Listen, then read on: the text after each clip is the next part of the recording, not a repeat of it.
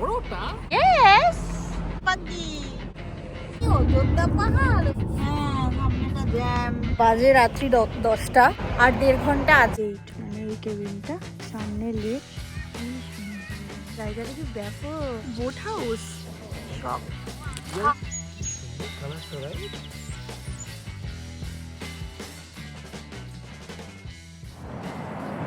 আজকে বেরিয়ে পড়ছি একটা অন্যরকম যাত্রায়। শুধু ঘুরতে যাওয়া না, এই জার্নিটা যেন একটু মনকে ছুঁয়ে যাওয়ার মতো।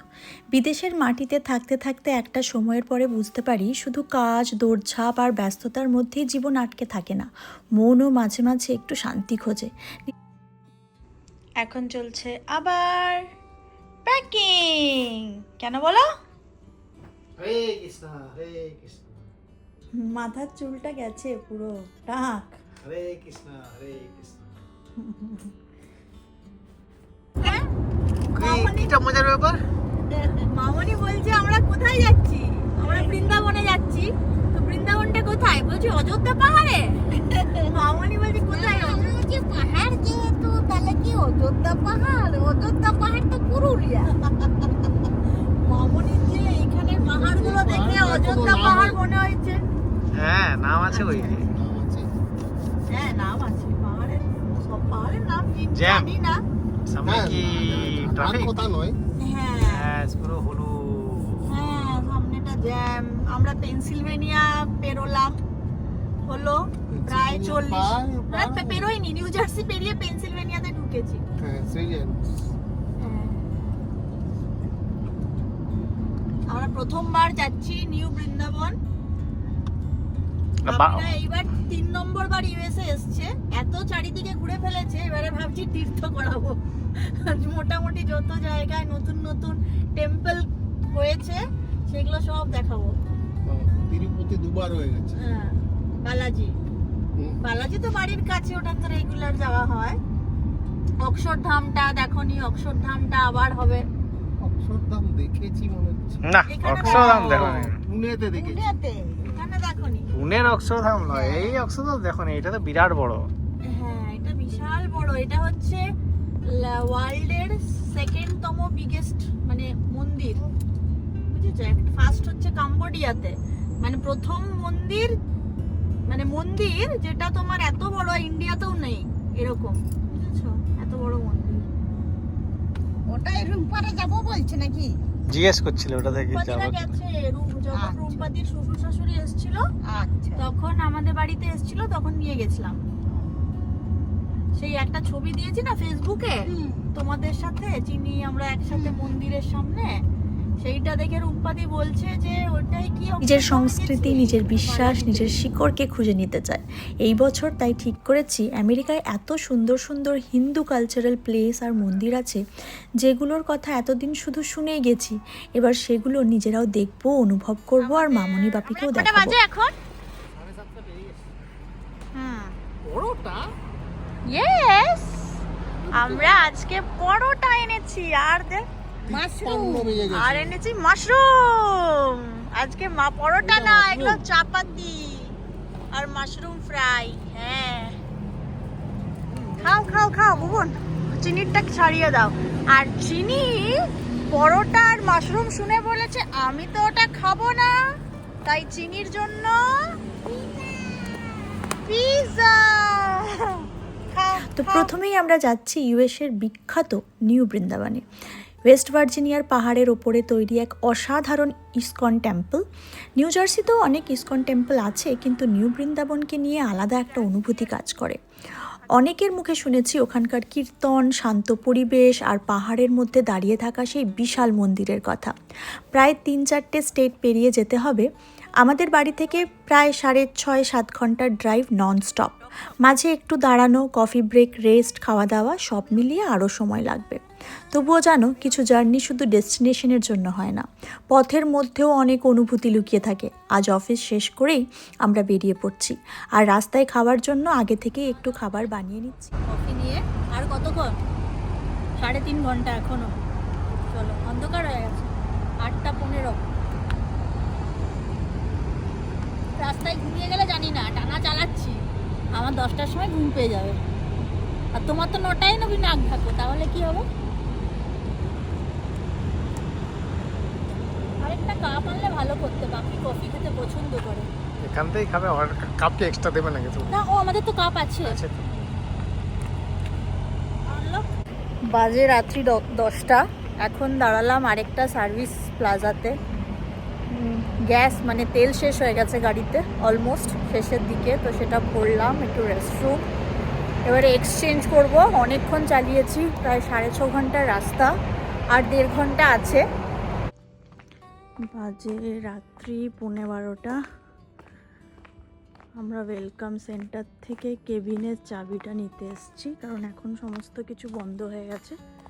তো চাবি রেখে দিয়েছে ওখানে। পেয়েছো? কেবিন নম্বর 8।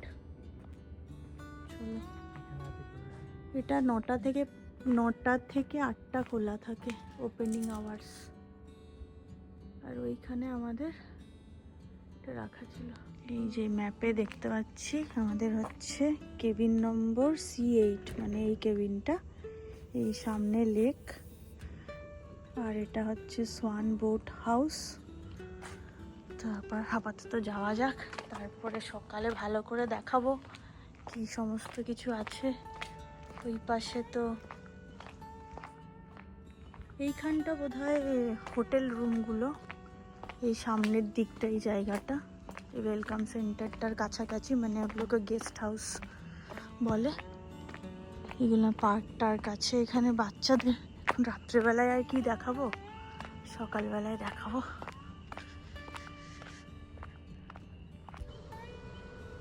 আমাদের কেবিন এটা অন্ধকারে। ও, এই তো লাইট জ্বলেছে, দেখা গেছে, খুলে গেছে।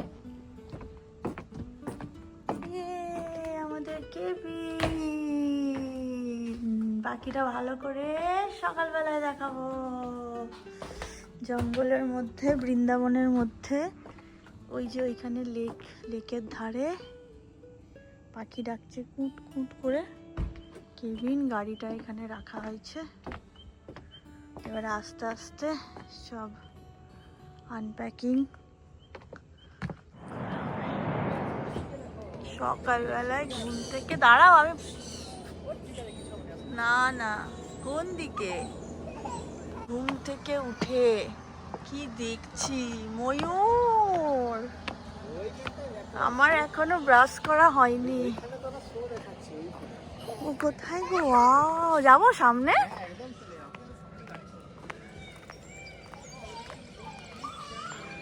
আমাদের কেবিনটা দেখা, এটা হচ্ছে আমাদের কেবিনটা। চল আয় বেটা, বুবুন এসো। ওই দেখো কেবিনের সামনে ময়ূর দাঁড়িয়ে আছে।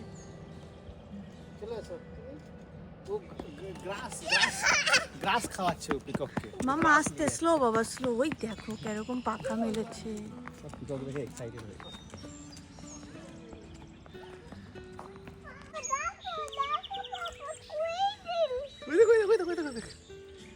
কি সুন্দর করেছে, দেখেছিস? দেখো কি সুন্দর। Shake it out. Shake it out.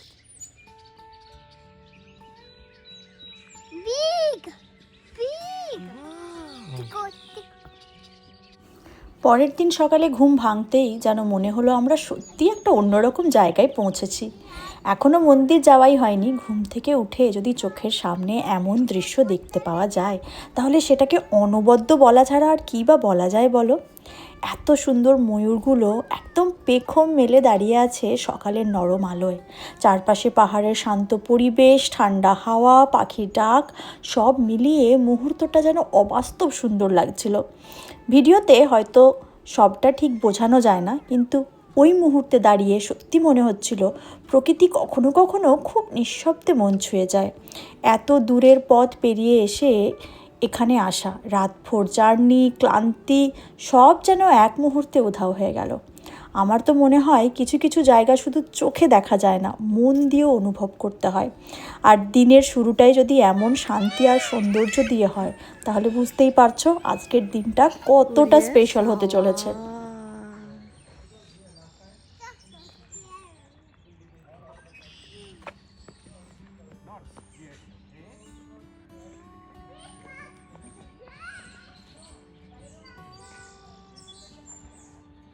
কি সুন্দর জায়গাটা, কি ব্যাপক। এই দেখো ওইখানটায় কি, ওটা কি বোট হাউস? বোট হাউসে কি থাকা যায়? আর আমাদের কেবিন গুলো যাওয়া যায়? হ্যাঁ গেলে বসতে ওই দেখো দেখাচ্ছে কি সুন্দর। এই দেখো, এই যদি পাখাটা মেলে এখন দেখ সুন্দর লাগবে না? কই রে, তাকাই দিকে একটু আমার দিকে। এই দেখো ছোট পাখা এখন হয়নি, পুরোটা বড়।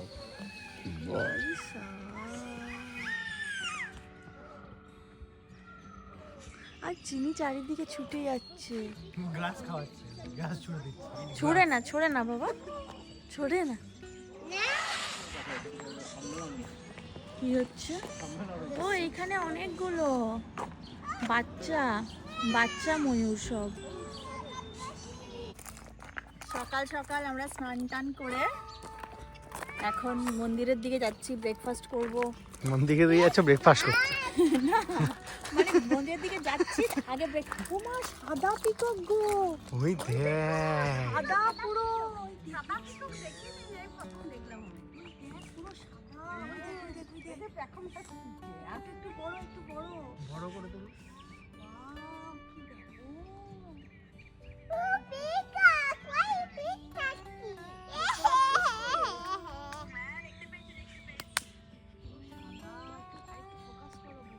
সকালবেলা এলে এটা ইয়ে করতো, তখন দেখি খেয়াল করি। সাদা বড় কি করে করছিস? জুম কেমন করবো?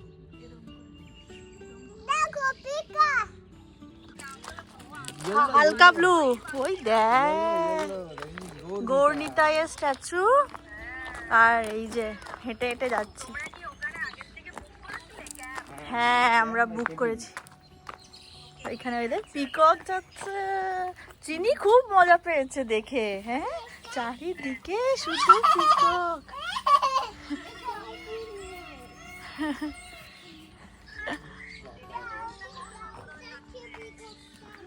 আমাদের কেবিন গুলো ওই দিকে।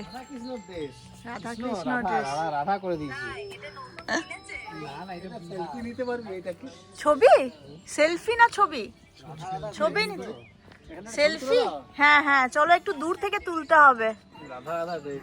আমরা এবার গুটি গুটি পায়ে চারিপাশটা একটু ঘুরে দেখি আর আস্তে আস্তে মন্দিরের দিকেও এগোই। সকাল থেকেই এখানে কীর্তনের শব্দ হালকা ভেসে আসছে। সকাল থেকেই নানান ধরনের পুজো চলছে।